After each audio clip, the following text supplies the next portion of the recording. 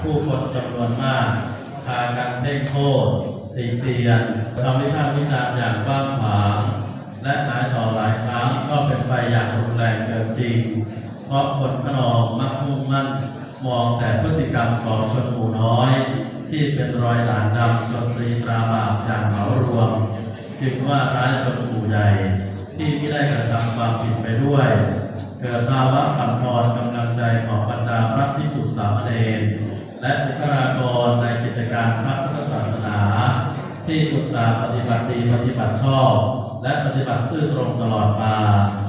ผู้มีสติปัญญาแยกคายย่อมไม่สิ้นหวังไม่หดหู่ท้อแท้ต่ออนิจฐารมณ์แต่อาจถูกคิดพิจารณาด้วยกระบวนการโยนิโสมนสิการ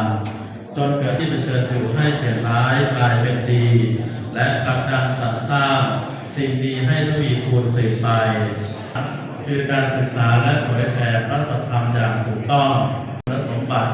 ที่พึงประสงค์สำหรับพุทธบริษัททั่วหน้า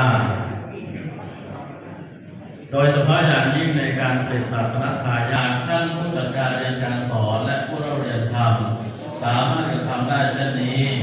สังคมก็จะหันกลับมายกย่องเชิดชูคณะสงฆ์และพร้อมอุปถัมภ์บำรุงท่าน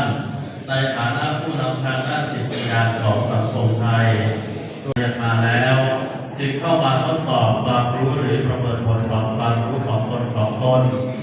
จึงขอให้ผู้จัดและผู้เข้าสอบความสนามหลวงในภาคจงจัดการสอบและทำข้อสอบโดยสุจริตอันนับเป็นบุญกิริยาเบื้องต้นที่นำพาให้ท่านต้องการในพระบวรพุทธศาสนาสืบไปตลอดถึงสาธุชนผู้ให้การสนับสนุนกิจการของคณะสงฆ์ขององค์สมเด็จพระสัมมาสัมพุทธเจ้า